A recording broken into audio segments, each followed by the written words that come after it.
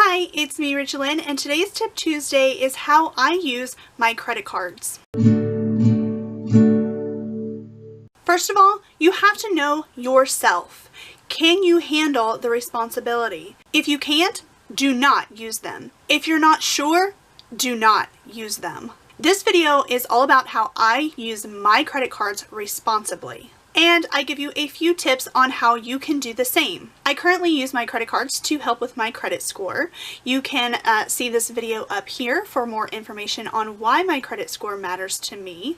And I also use my credit cards for the perks of cash back. I do not pay a cent in interest, and I have a plan in place to make sure that I never do. So I used to have about 5 or 6 different credit cards, and since knowing about Dave Ramsey, I knew that that was not what I should be doing, and I decided to try to get out of my credit card debt and pay off all of my credit cards. So in the fall of 2017, when I came into some extra money, the first thing I did was pay off all of my credit cards. I ended up canceling a couple of them, and then that's when my credit score took a huge hit, and it kind of scared me a little bit because of all the reasons why I outlined in my previous video on why my credit score actually matters. I knew that having a good credit score was important, even if Dave says that it's not. So what I ended up doing was just keeping several of my credit cards open, but not using them. However, if you don't use your credit cards, eventually they cancel themselves. I didn't want that to happen because then my credit score would just go down again. So I started rethinking my strategy. I did not use my credit cards for several months. It was probably about 6 to 8 months that I kind of took a break from using my credit cards.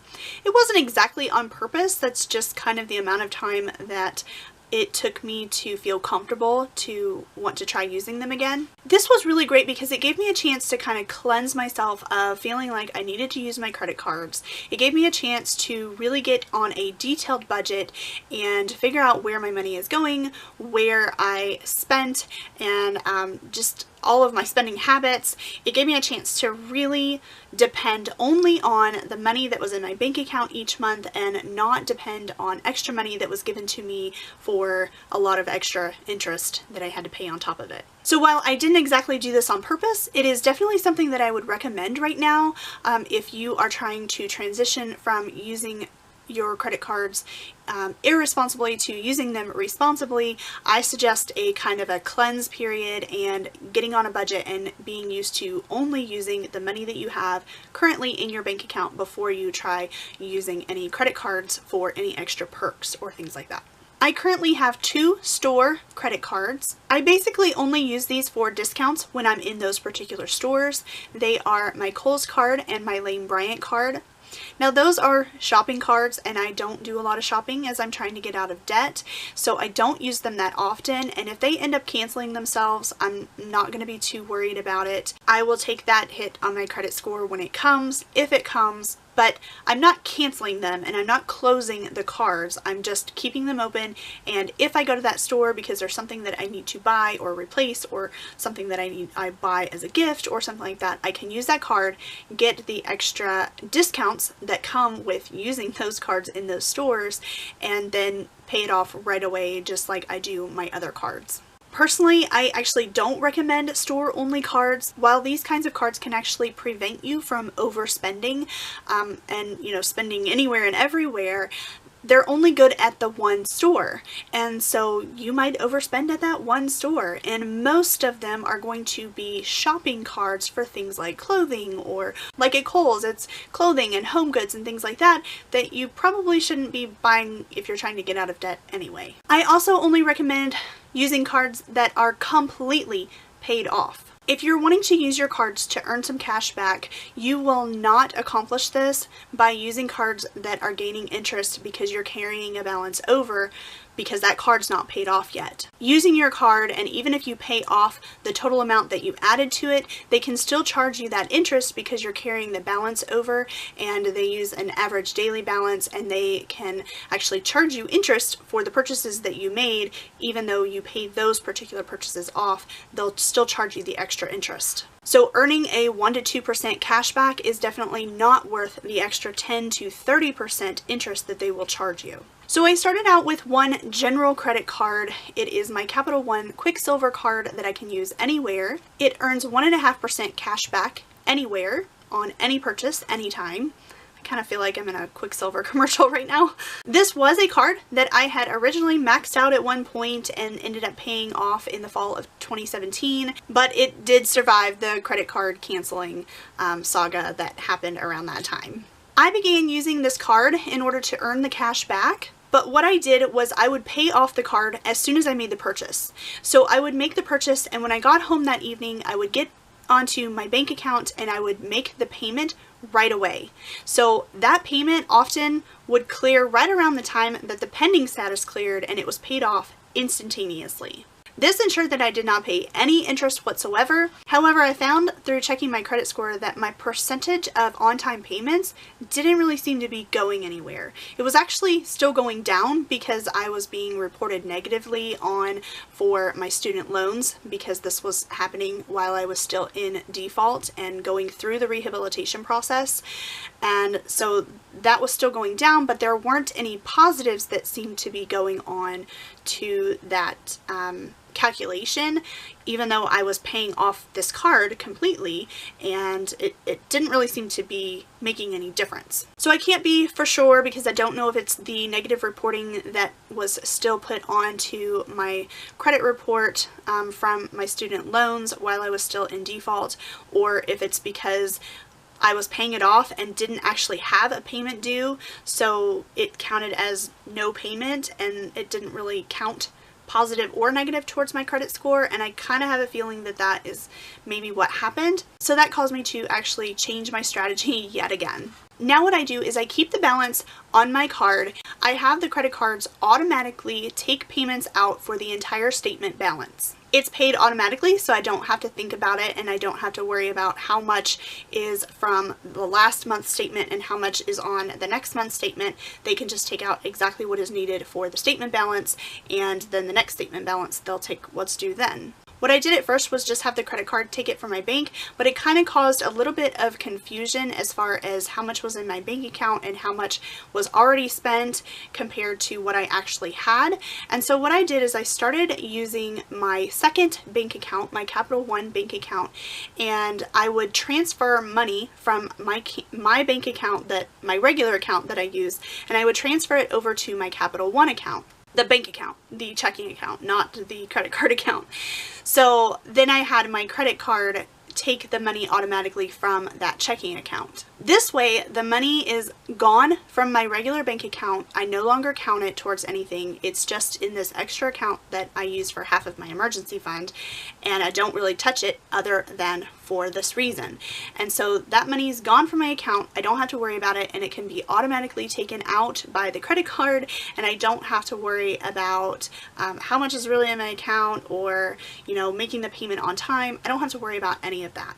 The money is gone as soon as I use it, but it carries over so that I actually have a statement, and the statement can be paid for in full so that I get that positive reporting on my credit score. That way, when I look at my regular bank account, that money's already gone, it's already been spent, because it really has been. That money has been spent. So just a quick recap, what I do is I use my credit card, and then when I get home, I transfer money from my bank account to my other checking account, and that money is gone, it's already been spent, it's in the other account. Then my credit cards automatically take their payments from the other bank account, and they are automatically withdrawn, and the full statement balance is taken. This way, my payments are always on time. My payments are always for the full statement balance so that I do not pay any extra interest, and my money is gone right away from my regular bank account so that I no longer see it and no longer think that it is usable. I also keep a little bit of a buffer in that second checking account that is actually half of my emergency fund that I keep in there, and so it always has $250 in there, and that is a nice buffer too for taking out automatic payments, just in case there is ever a time that I forgot to transfer some money over to that account. I also check my bank accounts and my credit cards several times a week, and definitely on every Friday.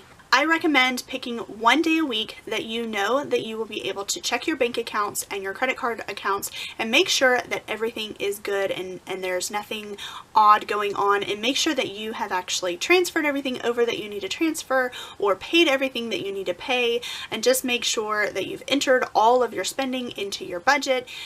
Just pick one day a week that you can definitely do that, but I also recommend checking several other times whenever you get a chance. That one day a week, which for me is Friday, is non-negotiable. Even if I check the day before, I still check on Fridays. So over time, I have actually gained a couple of other credit cards. Last summer, I ended up getting an Amazon Prime card. It was offered a $70 Amazon credit if you applied and were approved for an Amazon Prime card. I spent a lot of money last summer, and I gladly accepted the extra $70 to put towards my classroom. I do the exact same thing with this card. I have the payments automatically set to pay. So in December, my credit score finally jumped up quite a bit after I had fully completed the rehabilitation process, and some of the derogatory marks from going through student loan default came off of my record. Of course, with a jump in your credit score, you're going to be offered more credit cards. I was tempted and kind of took on an extra credit card, and this is a Capital One Saver card. I was tempted by the extra cash back that goes up to 4% cash back on certain things. So I applied and I received the card. Since then, I have really taken a look at how I use my credit cards and how I can use them to their full potential in order to receive the most cash back that I possibly can. I actually made up a cheat sheet here that is my 3 cards. I have my Amazon Prime card, my Saver card, and my Quicksilver card, and I have it listed out on what kind of percentage cash back. So my Amazon Prime card offers 5% cash back at Amazon and Whole Foods, 2% cash back at restaurants, gas stations, and drugstores, and then 1% cash back on everything else. My Saver card is 4% cash back on dining and entertainment, although I'm not really sure exactly what qualifies as entertainment. 2% back at grocery stores, and then 1% cash back on everything else. And then my Quicksilver card is just a flat 1.5% on everything else. So I actually, you can see the creases. I have this kept folded up in my wallet with my other credit cards. So anytime I am about to make a purchase, I pull out that little cheat sheet and I look to see where I can receive the most cash back for what it is that I'm wanting to purchase. When I stop and get gas, I'm going to use my Amazon Prime card because I get 2% cash back on that. If I'm going out to eat and spending money on any kind of dining, then I'm going to use my Capital One Saver card because I'm going to get 4% cash back on that. My Amazon Prime card is automatically used on Amazon Prime just because it was automatically linked when I signed up for that card, and I enjoy the 5% cash back on that. But if you've been watching my budgets at any point, you know that I don't really spend a whole lot on Amazon Prime lately because I have really reduced my shopping, including shopping for my classroom. If I'm ever spending anywhere and I'm not really sure what category it would go in, I just use my Capital One Quicksilver card, and I know that I'm going to get at least 1.5% cash back on that. There are several other things that I have done to help improve my credit score over the last year. One thing is raising my credit limits. So I would recommend doing this maybe about once a year. If you do it too often, they're not going to raise them, and then you might get dinged for pulling credit scores and things like that.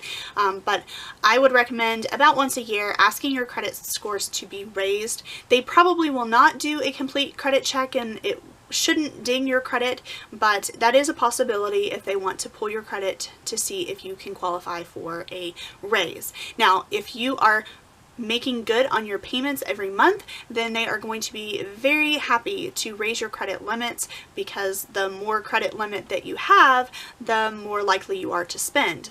Now, the key on this is that you don't ever spend any more than what you already do. You just have a higher credit limit. This lowers my credit utilization, and then it also raises my credit limits and how much I have available to me altogether, and this really helps my credit score in 2 different ways. Having multiple credit cards can really feel like a juggling act, and sometimes it does for me, but I have my plans in place so that all of my credit cards are paid from the one account. All of that money just automatically gets transferred there, and I don't have to worry about it. It's all automatic except for when I make that that payment when I get home instead of paying for it right at the store. I pay for it just a few minutes later, maybe at most a couple of hours later. I pay for it right away then. That helps me juggle things without actually juggling, but it can feel like a juggling act. And if you feel like you cannot handle that, then just try one card. If you feel like you cannot handle one card, don't do it. If at any time you feel like you cannot handle using your credit cards and using them responsibly, just stop using them. Make sure you have a zero balance, but just stop using them. I wouldn't necessarily cancel the card unless you are really, really tempted to actually use it, because canceling the card would actually lower your credit score.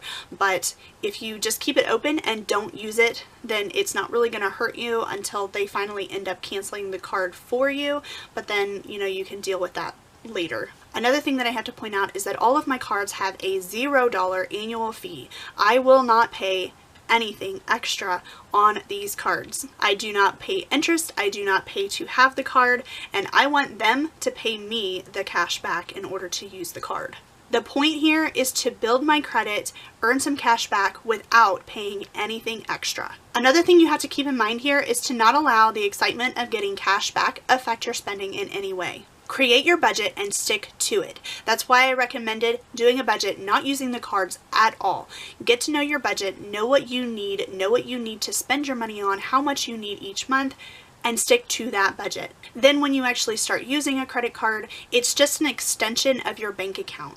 It's basically putting a little middleman in there to help you earn some cash back. Don't overspend trying to get extra cash back, because what you're doing is spending more, and you definitely don't want to spend more. You want to save more and you want to earn more, not give out more money. Only spend what you are going to spend as if it were cash. The last thing I want to do is just to reiterate, if you cannot handle the credit cards properly, or you feel like you might not be able to do it at all, don't do it. If you feel like you will ever be tempted to use them improperly, do not use them. I would much rather you not earn that cash back. I would much rather you have a lower credit score than for you to use the cards improperly, pay extra in interest, go further into debt, and get yourself into more trouble. Credit cards can be dangerous, but if you use them properly, they can really help you in many different ways. You have to know yourself, you have to trust yourself, and you have to be responsible. If you cannot do that, then you should not be using credit cards. This is how I use my credit cards. This is how I treat them responsibly and make sure that I never pay extra and that I am actually paid a little bit to use them. I would love to know if you use credit cards or not, so you can leave me a comment down below and let me know whether or not you use credit cards and how you treat them. If you have any further questions for me on how I use them and what I do with them, then please leave me a question down below in the comments as well. I would love to answer those questions for you. Go ahead and like this video, subscribe to my channel if you are not already. I make videos about getting out of my student loan debt and losing some weight along the way. That's all I have for today. Thank you so much for watching, and I'll see you in the next one. Bye.